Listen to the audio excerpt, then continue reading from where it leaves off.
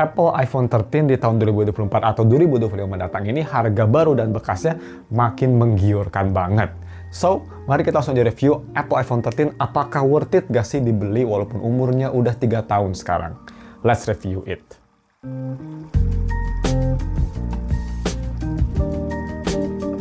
Halo guys, nama gue Stabili StepTech dan mari kita langsung aja review si iPhone 13. Yang pertama, seperti biasa kita bahas untuk harga dan speknya ya. Untuk harganya kalian bisa dapetin iPhone 13 ini yang barunya di harga segini, 8 jutaan.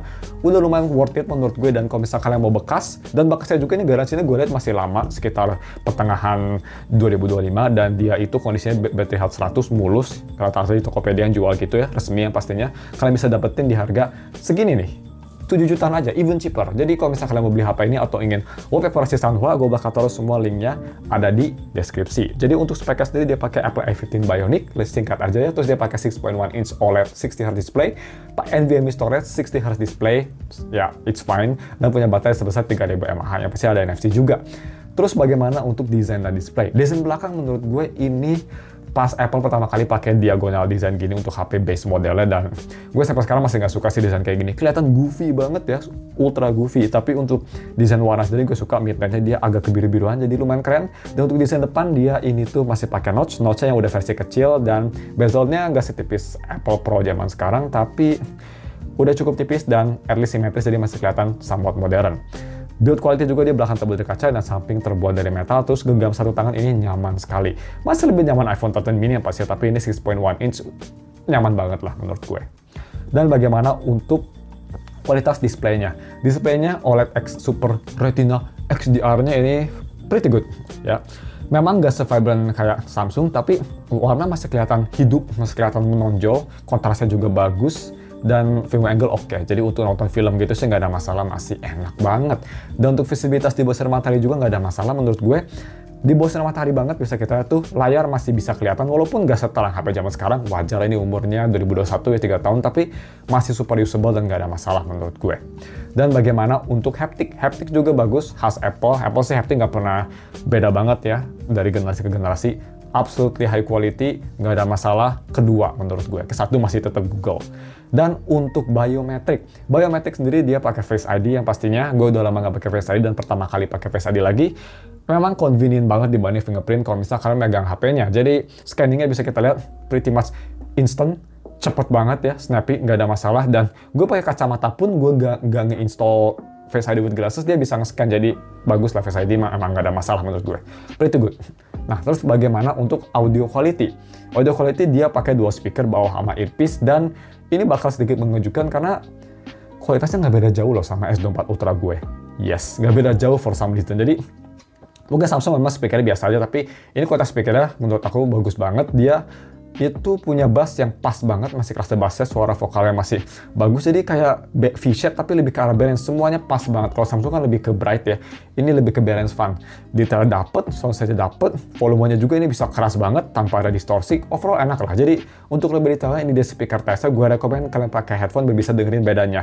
Ini gue nggak pakai mic lagi karena kalau pakai mic menurut gue agak sedikit distorted ya. Ini nggak pakai mic menurut gue lebih realistik tesnya, jadi check it out.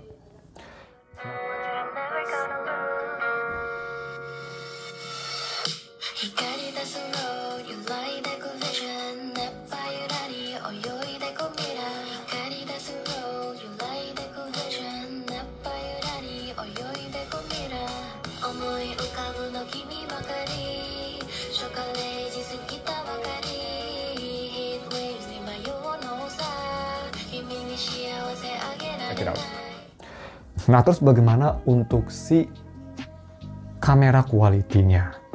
Ini menurut gue selling point terbesar dari HP ini, terutama buat kalian yang suka video. Wow, this is bener-bener bargain banget harganya.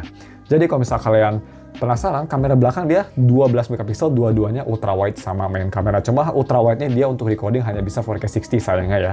Jadi nggak bisa switching between lens. Switching between lens hanya bisa di 4K 30, nggak bisa di 4K 60 maksud gue itu. Dan untuk kamera depan dia di 12 megapiksel juga dan bisa nge-record di 4K 60 juga. Jadi untuk spek masih all around flexnya banget. main kameranya juga dia bisa nge-record di Dolby Vision 4K 60 kalau misalkan kalian mau ya, kalau mau sinematikan. Dan gimana untuk fotonya sendiri? Pertama kita lihat foto dia sebagai sendiri, nggak dibandingin, bisa kita lihat cukup bagus ya. Dia punya warna yang khas Apple, gua nggak pakai filter sama sekali ini. Jadi yang natural ya, yang off, nggak pakai filternya off, fotografik stylenya. Kerasa natural, true to life, khas Apple memang yang gue agak kurang sedikit juga suka agak sedikit over sharpen, tapi it's okay, gambar kelihatan jelas, clear dengan dynamic range yang bagus banget. Ultrawide juga nggak kalah bagusnya, juga nggak ada masalah. Dan juga kalau foto malam hari bisa kita lihat bagus juga ya, dia bisa nangkepnya dengan noise-nya sangat dikit, masih kelihatan natural, nggak terlalu terang banget jadi kayak nggak malam-malam. Night mode juga bagus. Dan kalau misalnya kita mau dibandingin sama HP lain, yaitu S24 Ultra gue, side by side gue banyak fotonya, dari foto kucing, foto mobil, foto landscape. Kalian bisa lihat ya, ini lebih ke beda style ya. Dua-duanya bagus, 11-12, tapi lebih ke beda style. Di satu sisi ya gue suka Apple, di satu sisi gue suka Samsung. Jadi memang kayak saling trading blow gitu, kayak saling tinju guys. Jadi bisa bersaing lah dengan S24 Ultra menurut gue. So that's amazing ya. Cuma memang saya nggak ada telefoto itu aja. Dan untuk foto selfie juga, ini nggak ada masalah. Bagus banget. Foto di belakang ada langit juga, dia nggak langsung blown out, exposure-nya bagus, masih kelihatan jelas, masih kelihatan bagus. Selfie-nya ini amazing, nggak ada masalah sama sekali. Dan juga untuk video recording, nah ini yang menurut gue absolutely amazing. Dia bisa 4K 60 dan 4K 30. Dan kalau misal kalian tahu ya, 2 tahun yang lalu, 2022, gue tuh nge-record video di channel ini pakai iPhone 13 mini setahun full itu. Kalian bisa lihat kualitasnya ya di video-video 2022 itu amazing banget kan. Jadi sampai sekarang pun menurut gue sih iPhone 13 kalau bisa buat content creating gak ketinggalan zaman loh. Masih kayak HP flagship zaman sekarang. Apple sebagus itu menurut gue videonya. Jadi ya untuk lebih detail ini dia video recording testnya, kalian langsung lihat sendiri aja di 4K 30 dan 4K 60. Check it out. Oke guys, ini dia video recording pakai resolusi 4K 60 fps. Kalau di 4K 60 nggak bisa ganti resolusi, nggak bisa ganti ultra wide ya. 4K 60 itu hanya bisa di 4K 30, nanti kita bakal lihat ya. iPhone 13 untuk vlogging masih one of the best video recording ya, setara sama S24 gue ya. So kita switch aja ke 4K 30. Nah ini dia 4K 30, dan kalau 4K 30 bisa ganti ultrawide dengan satu tombol, bam, easy. Jadi ya kalau mau gonta-ganti lensa sih ultrawide ke main kamera mendingan 4K 30 kayak gini ya. Mikrofon iPhone di best, tapi with noise kayaknya bukan terbaik ya. Cuma kualitas foto sih damn. Di harga 7 juta bisa kayak gini sih nggak ada obat guys. Ini yang terbaik menurut gue. So ya video sih absolutely amazing. Oke, bagaimana tuh guys? Bagus banget kan ya. Menurut gue sih video untuk harga 7 juta untuk vlogging ini susah banget ada yang ngalahin. Karena bagus banget kualitasnya. Jadi bagaimana untuk gaming performance-nya? Ini juga menurut gue bagus banget, tapi nggak absolutely amazing. Karena kelemahan dari gaming iPhone memang HP-nya agak sedikit cepat panas, tapi optimisasi di iPhone atau di Apple device in general tuh dibanding sama Android selalu lebih baik ya, karena device-nya lebih dikit, jadi nggak kesusahan developernya. Jadi untuk gaming performance kita main game baru. Orang bisa bilang ini game untuk cewek, tapi gue suka gamenya karena direktornya kalau nggak salah yang buat mapnya tuh yang buat map Zelda, jadi kerasa banget ya eksplorisasinya. Itu ini nih, Infinity Nikki. Bisa kita lihat gue main di medium settings. Ini bisa, cuma sayangnya di Infinity Nikki dia nggak ada setting untuk ganti FPS ya. Gue cari sih, gue nggak ngeliat apa harus di high, nggak tahu. Di medium setting, HP ini bagus. Awal-awal ada sedikit stutter karena loading area, tapi itu lebih ke optimisasi Infinity Nikki-nya sih menurut gue. Tapi overall untuk game sendiri, kerasa smooth, enak banget, responsif, dan main game seberat itu aja guys. Keep in mind Infinity Nikki itu pakai Unreal Engine 5. Ini masih bisa ngejalin dengan baik, dan dia juga memang bakal panas, tapi performance-nya masih oke gitu menurut gue. Panasnya juga baru 10 menitan baru kerasa panas, jadi nggak cepet, ultra cepet gitu ya. So, buat main game baru kayak Infinity Nikki is fine, dan yang pastinya kalau buat main Wuthering Wave atau Genshin yang sedikit nggak seberat Infinity Nikki, bakal lebih gampang ya pastinya. Jadi untuk gaming sih, ini nggak ada masalah. Apple A15 Bionic masih absolutely amazing. Dan untuk main game rhythm juga nggak ada masalah. Bisa kita lihat gue main Bandori, Apple masih menjadi HP terbaik untuk game rhythm menurut gue. Mau iPad, mau iPhone, the best buat game rhythm. Karena kerasa lebih responsif aja, nggak tahu kenapa gitu. Even dibanding sama Samsung gue, karena nggak tahu kenapa dia mungkin karena optimisasinya bagus, jadi kerasa responsif banget. Jadi untuk game rhythm gue masih rekomend pakai Apple device. Ini masih masterpiece lah menurut gue. Terus bagaimana untuk UI experience-nya? Jadi untuk UI experience ini gue mungkin agak sedikit banter lebih lama, agak sedikit ngomong lebih lama. Dia pakai iOS 18,2 yang udah ada AI juga ya by the way. Dan ini gue pertama kali pakai iOS 18, dan bisa kita lihat kalian bisa over app icon. Akhirnya Apple kalian bisa ganti-ganti icon ya. Dan bagaimana performance gue pakai Apple iOS 18. Experience bukan performance, sorry. Jadi untuk experience sih it's good ya. Untuk optimisasi kayak launching aplikasi gitu kerasa oke, cepet, nggak ada masalah. Launching juga kerasa konsisten. Jadi untuk masalah apakah iPhone 13 bisa ngehandle iOS 18, nggak ada masalah. Gue sih nggak ngerasa ada bedanya sama iOS 15 pas HP ini rilis. Kerasa smooth, enak, nggak ada masalah sih menurut gue. Bagus-bagus aja untuk Apple iOS 18. Cuma memang mungkin gara-gara gue udah lama di Android, jadi banyak fitur-fitur yang gue sampai sekarang nggak ngerti kenapa Apple nggak pernah nge-implement. Kayak misal ya, kan kalau misalnya kita masuk ke setting, misalnya kita ke general, kita kalau mau back tuh kan harus di kiri gitu ya. Kenapa nggak bisa kanan kiri gitu? Kayak di Android kan bisa kanan kiri kan kalau full gesture-nya. Itu salah satu yang menurut gue kalau aja di Apple ada gitu. Tapi banyak juga hal yang mungkin kalau misalnya kalian mau gue buat dedicated video bisa komen di bawah. Tapi cuma itu aja sih. Untuk performance sendiri ya, day to day bisa kita juga experience-nya.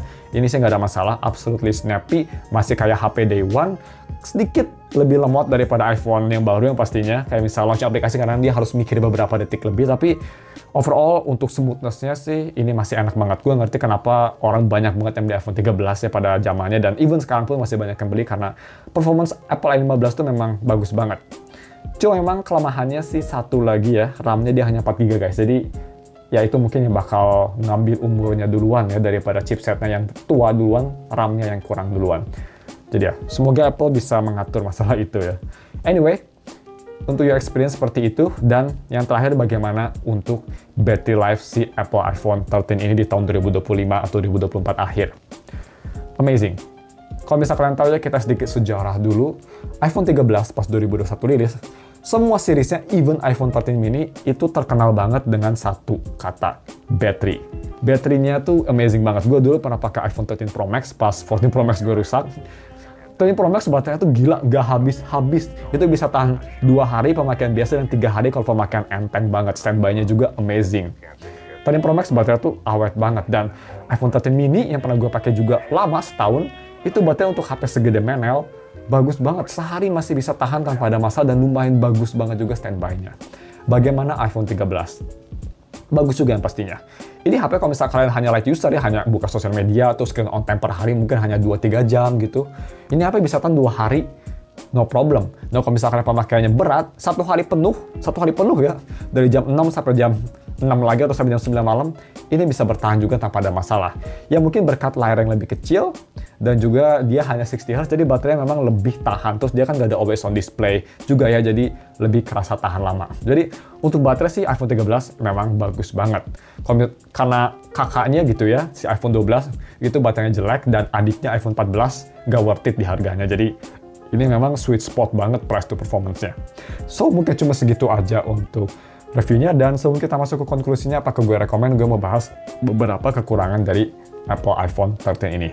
Yang pertamanya pastinya, mungkin Apple fanboy udah enak mendengerin ini, refresh rate ya. Memang gue pindah dari S24 Ultra ke iPhone 13, kerasa banget refresh rate-nya kayak, wow ini nge-lag ya gitu. Tapi memang mau gimana lagi, kalau misalnya kalian pakai HP ini, hanya HP ini aja, bukan HP kedua, atau kalian punya lebih dari 2 HP, kalian gak bakal missing out on anything. Tapi kalau misalnya kalian pakai 2 HP, kerasa banget memang refresh rate-nya nyebelin. Jadi semoga Apple iPhone 17 at least 90Hz. Please Apple. Terus yang kedua, ini sebenarnya bukan salah Apple, tapi gue benci relationship Apple sama Samsung. Karena gue pakai Samsung Note kan, jadi gue tuh nggak bisa transfer Samsung Note ke Apple secara direct. Jadi harus ke Microsoft OneNote gitu. Kalau misalnya gue pakai Google Notes, itu bisa di-sync dengan easy kan. Tapi kalau ini nggak bisa, jadi kayak kalau aja Samsung Notes ada di iOS juga gitu. Jadi gue benci pertempuran antara mereka berdua kalau aja mereka bisa bekerja sama at least untuk Samsung Notes, karena ribet banget transfernya kalau misal pakai dikirim email lah, Microsoft OneNote nggak nge-sync lah, nyebelin. Tapi ya itu semua kelemahan Apple, lebih ke Samsung dan Apple-nya aja dispute-nya. Ya cuma segitu aja, dan sebelum kita masuk konklusi, ada satu juga kelebihan yang gue suka banget sama si iPhone 13 ini. Kalian udah tau lah ya apa, compact. Pindah dari S24 Ultra ke 13 memang ini compact banget, HP enak banget buat satu tangan, karena tangan gue juga besar, dia 6,1 inci, kerasa compact, is pretty good. Bisa kita lihat one handed tuh, wow, sangat nyaman lah pokoknya. Dan akhirnya Apple dia ada pause button kalau di video recording. Kalau misalnya kalian nggak tahu ya alasan gue kenapa pindah ke Android ke S24 Ultra, karena di Apple tuh nggak ada pause button, jadi gue nggak bisa nge-pause video. Bayangin loh, udah berapa puluh tahun Apple kayak gitu, akhirnya ada, finally. Jadi gue nggak tahu apakah gue bakal switch ke iPhone 16 atau nggak. Anyway, cuma segitu aja untuk videonya. Jadi untuk konklusinya apakah gue rekomen? Gue sih rekomen banget ya. Kalau misal kalian mau beli bekasnya pun atau mau beli dari 8 juta, menurut gue di harga segitu value-nya masih gede banget. Software support juga estimasi dia bisa disupport sampai 2027 atau 2028, jadi masih lama.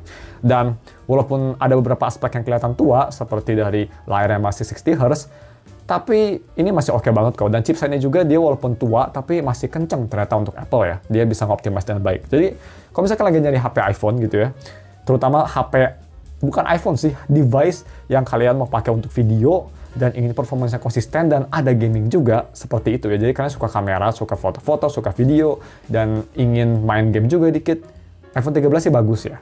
Kalau misalnya kalian, oh aku pengen beli iPhone 13 biar bisa pamer, man, itu udah toxic mindset, jadi please don't. Terserah sih, tapi rubah dulu mindsetnya mungkin ya. Anyway, mungkin cuma segitu aja videonya. Jadi kalau misalnya kalian mau beli HP ini atau ingin wallpaper, somehow gue udah taruh semua linknya di deskripsi. Thanks for watching, dan kalau misalnya kalian mau gue nge-review apa lagi bisa komen di bawah. We'll see you next week for another video.